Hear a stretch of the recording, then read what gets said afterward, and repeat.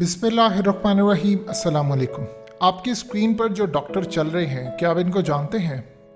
जी हाँ, ये आप सब के लिए फेवरेट डॉक्टर हो जाएंगे आज की वीडियो में। ये वही शख्स हैं जिन्होंने हमारे सबके फेवरेट मोहम्मद रिजवान का इलाज किया। असल में पुल्मोनोलॉजिस्ट हैं।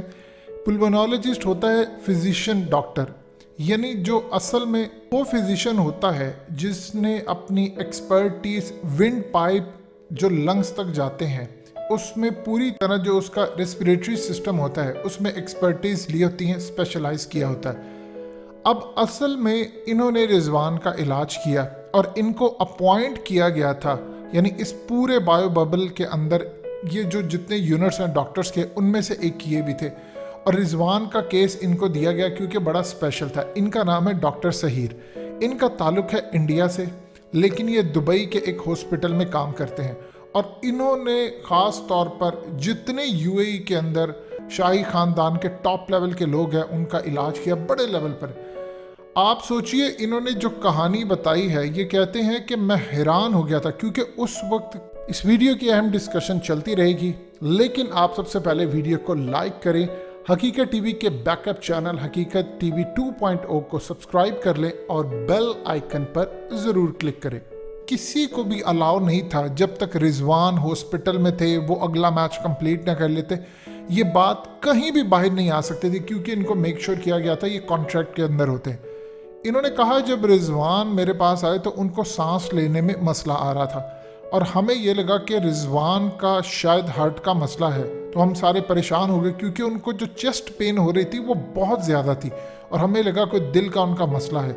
लेकिन कहते जब हमने चेक किया तो पता ये चला कि रिजवान के जो लंग्स के अंदर मड़ोड़ उठ रहा है और उनका जो फूड पाइप है उसमें इन्फेक्शन हुआ है।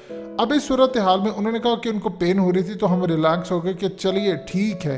ये स्टार्ट तो हुआ था कफ से, कोल्ड से, लेकिन उसके बाद ये फिर बहुत ज़्यादा उनकी चेस्ट पेन में बदल गया। कहा कि आम रूटीन में मैंने अपने कैरियर के अंदर ऐसा कोई शख्स नहीं देखा जो इस लेवल पर हो, डॉक्टर को बार बार कह रहा हो कि डॉक्टर मुझे ठीक करें। कहते मैंने उसे रिजवान को कह दिया कि देखो रिजवान, आप 6 से 7 दिन से पहले ठीक नहीं हो सकते, तो आप भूल जाएं कि आप सेमीफाइनल खेलेंगे। कहते रिजवान ने कहा कि मुझे हर सूरत ठीक होना है। डॉक्टर सहीर का कहना था कि मैं बड़ा हैरान हुआ था कि ऐसे पेशेंट 6-7 दिन से पहले कभी ठीक नहीं होते, मेरे पूरे करियर के अंदर मैंने नहीं देखा।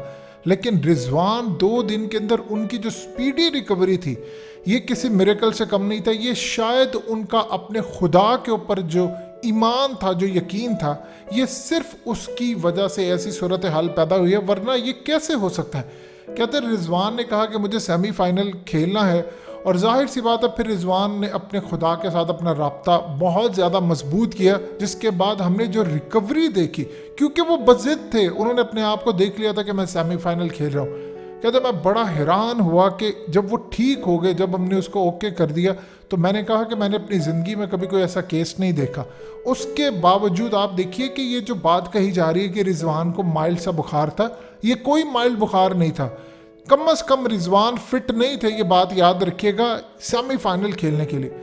अब डॉक्टर ने कहा कि जब रिजवान ठीक हो गए उसके बाद मैंने जब रिजवान की बैटिंग देखी तो मैं हैरान हो गया कि 3 चौके 4 छक्के 52 गेंदों के ऊपर रिजवान ने जो इनिंग्स खेली थी, उनका मैं हैरान था कि किस तरह रिजवान इतनी तेज़ी से फिट हो गए और फिर ऑस्ट्रेलिया की टीम के आगे जाकर, क्योंकि इस हालत के अंदर बड़े बड़े इनकार कर देते हैं कि हमने नहीं खेलना, लेकिन रिजवान में जो चीज़ मैंने देखी वो मेरे कैरियर के लिए बड़ी अजीबोगरीब थी। फिर उन्होंने रिजवान ने इनको शर्ट दी।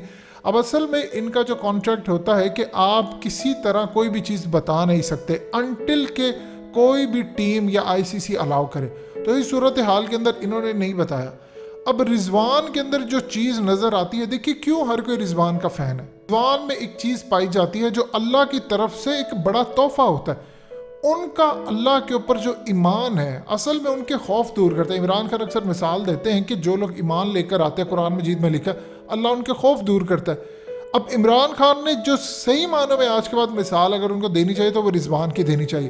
देखिए एक इंडियन डॉक्टर, उसकी फैमिली है और आप देखिए कि उसने सोशल मीडिया पर कहीं कोई तस्वीर पोस्ट नहीं की, जब तक उनको अलाउ नहीं किया गया उन्होंने पोस्ट नहीं की।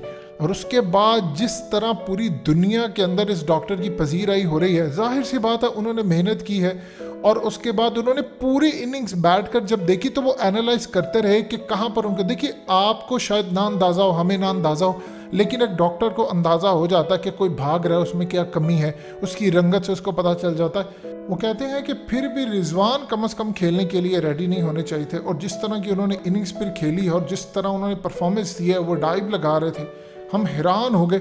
और मैं ये बात देखता हूँ कि जो भी पेशेंट यहाँ पर आते हैं जिनके अंदर रिकवरी का जज्बा होता है, सिर्फ उन लोगों में ये जज्बा पाया जाता है जो लोग सही मायनों में रिकवर होना चाहते हैं। बहुत सारे पेशेंट्स ऐसे आते हैं जो कि समझते हैं, कंप्लेन करते हैं कि हम ठीक नहीं हो पा रहे, जिनके अंदर जज्बा होता है। आप देखिए अगर किसी ने 1 साल में ठीक होना होता है, वो 2 माह में हो जाता है। एक बात आप याद रखिएगा, आज मेडिकल साइंस इन बातों को भी तस्लीम नहीं करती, लेकिन लॉ ऑफ अट्रैक्शन एग्जिस्ट करता है। आप अपने आप को पॉजिटिव लेवल पर जिस तरह सोच रहे होते हैं, आप वही चीज़ बनते हैं। अब आप बाबर आजम की पुरानी चीज़ें उठाकर देख लें। आज सुनील गावस्कर कहते हैं कि बाबर आजम जैसा कैप्टन पाकिस्तान की टीम को ना कभी मिला है और फ्यूचर के अंदर कब मिलेगा मैं नहीं कह सकता, लेकिन ये पाकिस्तान के सबसे ज़्यादा बेहतर कप्तान साबित होने जा रहे हैं, इवन कि इमरान खान से भी ज़्यादा। उन्होंने कहा कि मैं देखता हूं कि बाबर आजम सिर्फ एक काम करे, वो फिट रहे और इसी तरह खेलते रहे, इंप्रूव करते रहे गेम। उन्होंने कहा बाबर आजम के अंदर जो सलाहियत है वो ये है कि वो अर्ली पिक कर लेते हैं गेंद को, उनको पता चल जाता है कि कहाँ पर इसकी लेंथ पड़नी है और इसीलिए वो ज़्यादा देर तक खेलते हैं। अब आप सोचिए कि बाबर आजम की आप थोड़ी सी लाइफ पीछे चले, ये यंग थे बिल्कुल। तो आप जानते हैं बाबर आजम के जो इंटरव्यू थे अर्ली, उसमें उन्होंने क्या बात की, उन्होंने कहा कि मैं सिर्फ दुनिया का नंबर 1 बैट्समैन बनना चाहता हूँ। असल में जब आप गोल सेट करके जाते हैं कि मुझे ये करना है, तो अल्लाह पाक फिर कुरान मजीद में सूरह नजम में फरमाते हैं कि इंसान जिस चीज़ की स्ट्रगल करता है मैं वो उसको अता करता हूँ। बहुत सारे लोग किस्मत पर डाल देते हैं हमारा ये नहीं हुआ। आप अगर डटे रहते हैं तो आप देख लें आपका काम होता है। अब अगर डॉक्टर सहीर कह रहे हैं कि मेरे करियर में मैंने ऐसी सूरत हाल नहीं देखी कि एक शख्स जिसने कम से कम 8 दिन में ठीक होने और उसके बाद जाकर हम उसको कहें कि तुम कम से कम 3-4 दिन का रेस्ट लो फिर अपनी ट्रेनिंग करो, वो शख्स 2 दिन में ठीक हो जाता है और फिर जाकर बैटिंग करना शुरू कर देता है। हमारे कैरियर में ऐसी कोई मिसाल नहीं। वो डॉक्टर होकर ये बात उन्होंने कही है कि उनका अपने खुदा के ऊपर जो ईमान था ये उसकी वजह से वो ठीक हुए। और कहते बार बार वो मुझे उर्दू में कहते रहे कि मैंने ठीक होना है, मैंने ठीक होना, मैंने खेलना है, मुझे हर सूरत सेमीफाइनल खेलना है।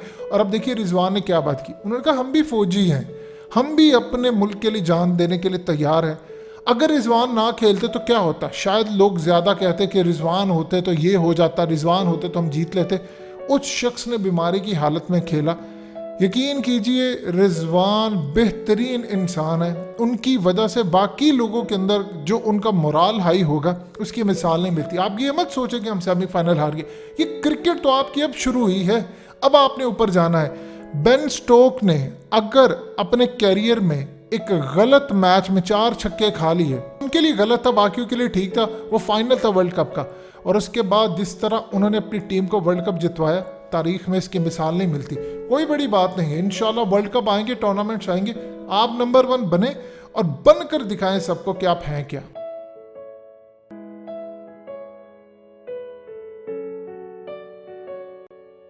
हकीकत टीवी के बैकअप चैनल हकीकत टीवी 2.0 को सब्सक्राइब करना मत भूलिए। वीडियो को लाइक करें, शेयर करें और कमेंट सेक्शन में अपनी राय का इजहार ज़रूर करें।